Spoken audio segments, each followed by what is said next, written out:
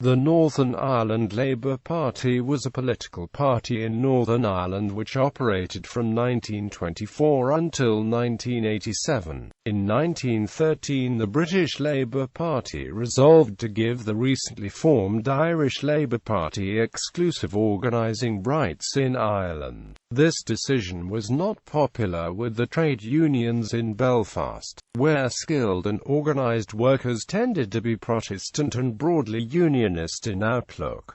After partition, the NILP was founded as a socialist political party by groups, including the Belfast Labour Party, and found its main bed of support amongst working-class voters in Belfast. It initially declined to take a position on the border question, and instead sought to offer itself as an alternative to both nationalism and unionism. It maintained relations with the British Labour Party, who did not allow membership or organisation in Northern Ireland until 2004. In the 1925 Northern Ireland general election, the party secured 3 seats in Belfast, including William McMullen, elected in West Belfast, as well as Sam Kyle and Jack Beattie. This was the last election for the Northern Ireland Parliament using proportional representation. The party had a Westminster Member of Parliament on only one occasion, when Jack Beattie won the Belfast West by-election, 1943, retained the seat in 1945, but lost it in 1950.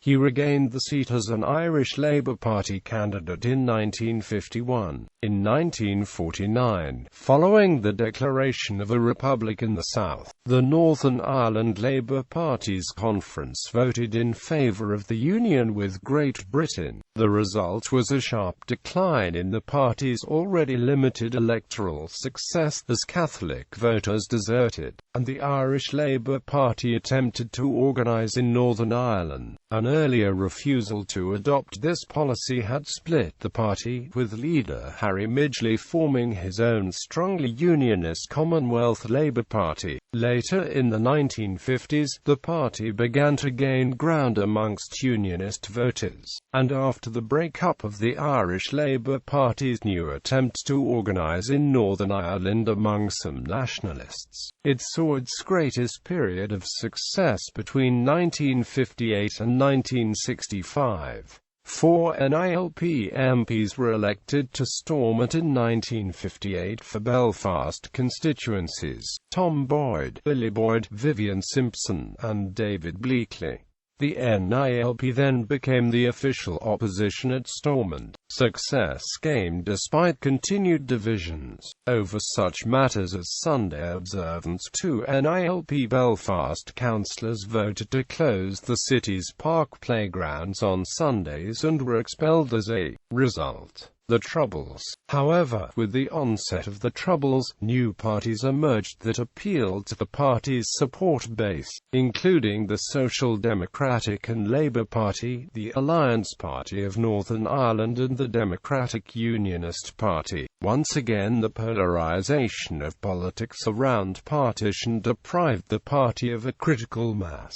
Decline. In 1971, the new Prime Minister of Northern Ireland, Brian Faulkner, appointed NILP former Stormont MP David Bleakley to his cabinet as Minister of Community Relations, in an attempt to bring reforms to Northern Ireland. However, the following year the Stormont Parliament was suspended when it resisted the London government request to take over responsibility for public order. In the 1973 referendum on the border, the NILP campaigned for Northern Ireland to remain in the United Kingdom. David Bleakley was elected to the 1973 Assembly and 1975 Forum for East Belfast. The Northern Ireland Labour Party continued to contest elections, but with a dwindling support base. It broadly supported the Ulster Workers' Council strike in 1974, and shortly afterwards adopted a policy of unionism. Alan Carr became its leading figure from the mid-1970s until the early 1980s, by which point it had only about 200 members,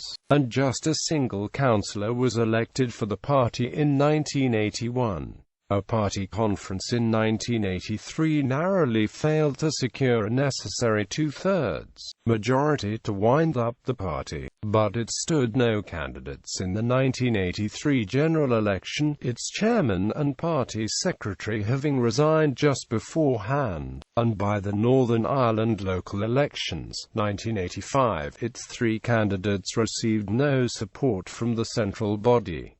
Labour 87. In March 1987, the remains of the party merged with Labour Party of Northern Ireland, the Ulster Liberal Party and the United Labour Party to form the Labour 87 group. This group also gained the support of the Newton Abbey Labour Party. They contested local elections and Mark Langhammer contested the 1989 European elections unsuccessfully. Leaders of the Northern Ireland Labour Party at Stormont 1925–29, Samuel Kyle 1929–33, Jack Beattie 1933–38, Harry Midgley 1938–42, Paddy Agnew 1942–43, Jack Beattie 1943–45, Paddy Agnew 1945–49, Hugh Downey 1949–50, William James Smith 1958–69, Tom Boyd 1969–73, Vivian Simpson